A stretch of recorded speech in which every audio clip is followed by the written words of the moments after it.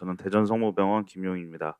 사실 제가 준비한 케이스는 이제 익스텐션 카테터, 가이드질라에 의한 RCA의 손상에 의해서 RCA 어큐트 클로저가 발생한 케이스인데, 이게 뭐 케이스 난이도 아주 높고 막 멋있는 시술은 아니었는데, 제가 한 실수를 극복하는 과정에서 이제 교훈을 얻은 게 있어서 공유하고자 케이스 준비하게 되었습니다. 시작하겠습니다.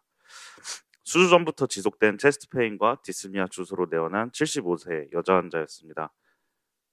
에코카디오그라피에서 EF 48.3%였고, 레터럴과 인페리월, 하이포카이네즈가 있는 RCA 혹은 랩트 서컴플렉스의 이스케믹 인설트가 있는 상황이었습니다.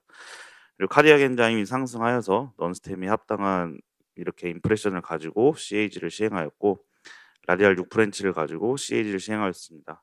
프록시말부터 미드 LAD에 디퓨즈한 리전이 있었고, 프록시말에 타이트한 리전이 있었습니다. 그리고 RCA로 콜레터럴 플로우가 약간 가는 것처럼 보여서 LAO 크레니얼에서 줌을 하나 뺀 다음에 코로너리 CAG를 시행하였고, PD 쪽으로 조금 이 콜레터럴 플로우가 가는 것 같은데 뭐 콜레터럴 플로우가 좋은 상황은 아니었습니다. 스파이더 뷰에서 서컴플렉스 오스에 헤이지한 리전이 있었습니다. RCA는 미드 RCA에 이 오거나이즈드 스롬보스로 보이는 필링 디펙트가 있었고, 티밍 플로우가 3가 안 되는 상황이었습니다. 그래서 이제 넌스템이 3베슬 디지즈 그리고 컬프릿은 RCA라고 생각을 하고 RCA PCI를 먼저 하고 레프트를 PCI를 하기로 하였고, 레프트에 이제 메인 바이퍼케이션 투 스텐을 할 가능성이 있었기 때문에 페모랄 7프렌치로 PCI를 시행하였습니다. 페모랄 7프렌치를 하고 라이트를 먼저 하였고, 가이딩 카테터는 암플란츠 1.0을 선택하였습니다.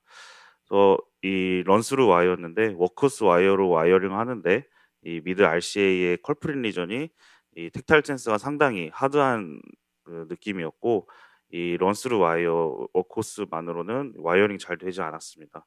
그래서 하다가 이제 너클도 져서 너클로도 이제 한번 이렇게 밀어봤는데 와이어링 잘 되지 않았고, 마이크로 카테터를 사용하였습니다. 그래서 마이크로 카테터를 사용하고 런스루 와이어를 이용해서 와이어링 하는데도 와이어링이 되지 않고, 그래서 이제 생각보다 리전이 굉장히 타이트한 것보다 해서 XTR을 사용하여서 마이크로 카테터를 사용해서 이제 와이어링을 시도하였는데 XTR로도 와이어링이 되지 않았습니다.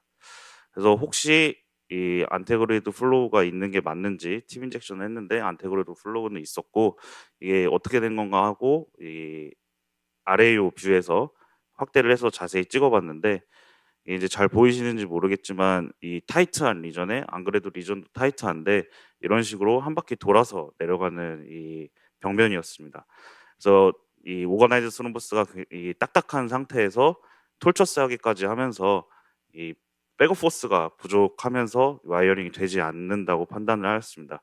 그래서 조금 더 힘을 줘볼까 해서 XTR에서 XTA로 와이어를 바꿔서 했는데, 마찬가지로 이 암플라츠 가이딩 카테터가 뒤로 밀리면서 백업 포스가 유지가 되지 않으면서 와이어링 실패하였습니다. 그래서 이 백업 포스가 부족하면서 와이어링 실패를 해서 가이드질라 카테터를 사용하여서 백업 포스의 도움을 받아서 와이어링을 시도하였습니다.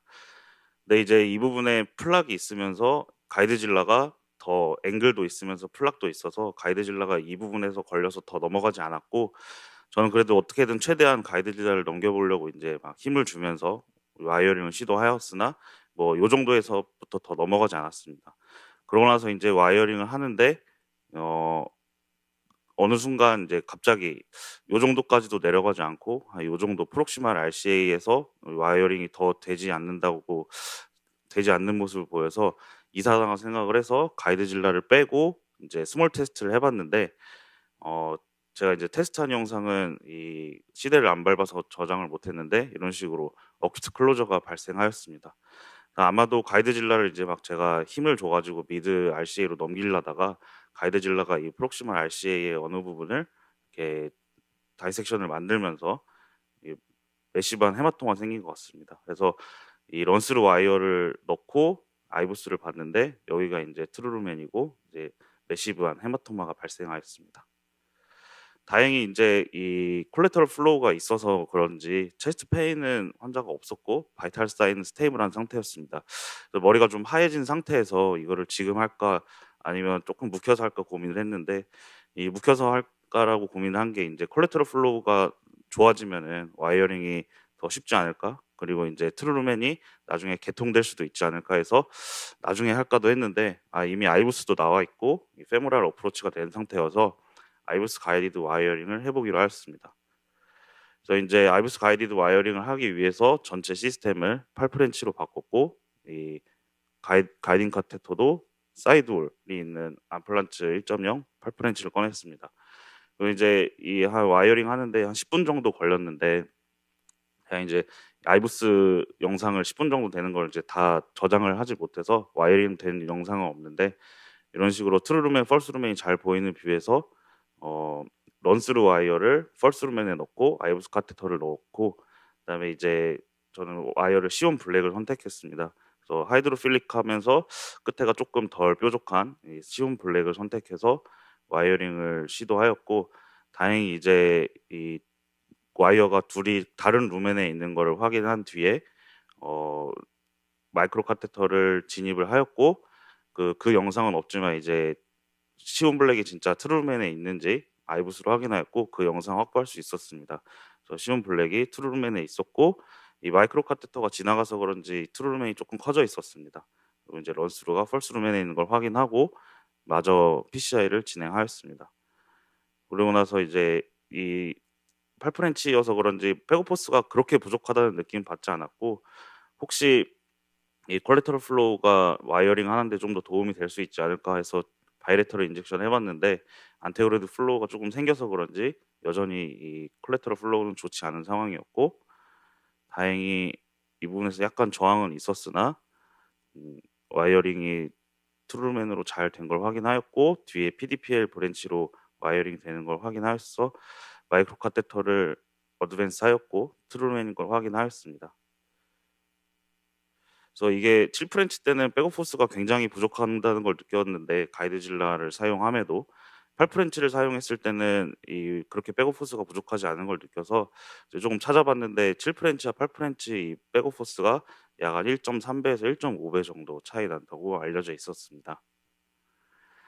그리고 이제 아이브스가 넘어가지 않아서 이까즈키 2.0 세미 컴플라이언트 벌룬으로 프리 벌룬을 시행하였고, 이 디스탈 RCA에 인서클링 칼슘 리전이 있었고, 미드 RCA에 저항이 살짝 느껴졌던 부분은 다행히 뭐 서브인티마 스페이스는 아니었고, 제가 이제 플락을 한번 이 탔던 것 같아서 이렇게 루멘이 두 개 있는 걸 확인할 수 있었습니다. 그리고 오거나이즈 스룸부스가 있었던 컬프린 리전이 있었고, 이 부분이 이제 이 다이섹션 엔트리 포인트였습니다.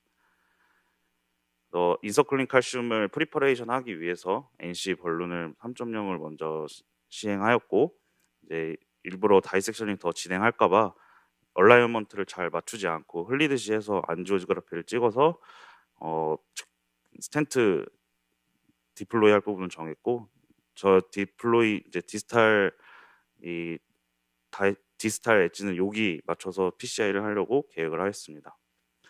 근데 인제 이 부분도 이 인서클링 칼슘이 있고 그래서 그런지 백업 호스가 부족해서 예 스텐트가 원하는 부분까지 넘어가지 않았고, 그때 당시에는 별 생각 없이 이렇게 벌룬 앵커를 해서 가이드질라 카테 넘기고 벌룬 앵커를 해서 가이드질라 카테를 넘기고 해서 결국에는 이렇게 PCI를 할 수 있었는데, 지금 케이스를 만들면서 생각했는데 이게 굉장히 용감했던 것 같습니다.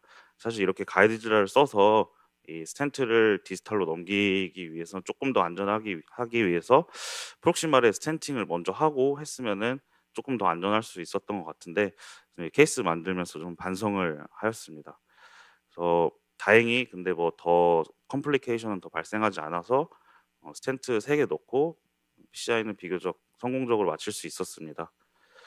레프트 코로나리 같은 경우에는 이제 아이브스를 봤는데, 아이브스에서 서컴플렉스 오스가 비교적 이제 페이턴트하게 잘 유지되어서 크로스오버해서 케이스 PCI를 하였고 만족스러운 결과를 얻어서 환자가 그저껜가 별 탈 없이 잘 퇴원을 하였던 케이스입니다. 그래서 뭐 이런 케이스로 이제 저 선배님들께 테이크 홈 메시지를 드리기는 조금 부끄럽고, 제가 이제 깨달은 점을 좀 말씀드리자면, 이제 익스텐션 카테터 가이드질러나 가이드라이너로 인해서 베슬에 데미지가 줄 수 있으니 이걸 항상 조심해야겠다고 교훈을 얻었고, 이게 가이드인 카테터가 백업이 부족하면은 쪼끔 더 빨리 이 더 큰 프렌치의 가이딩 카테터로 에스컬레이션을 쪼끔 더 빨리 하면 '컴플리케이션을 좀 줄일 수 있지 않았을까.' 생각을 하였습니다.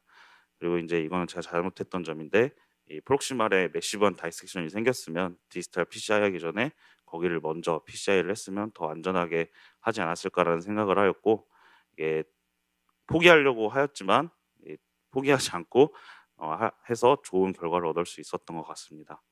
네, 경청해 주셔서 감사합니다.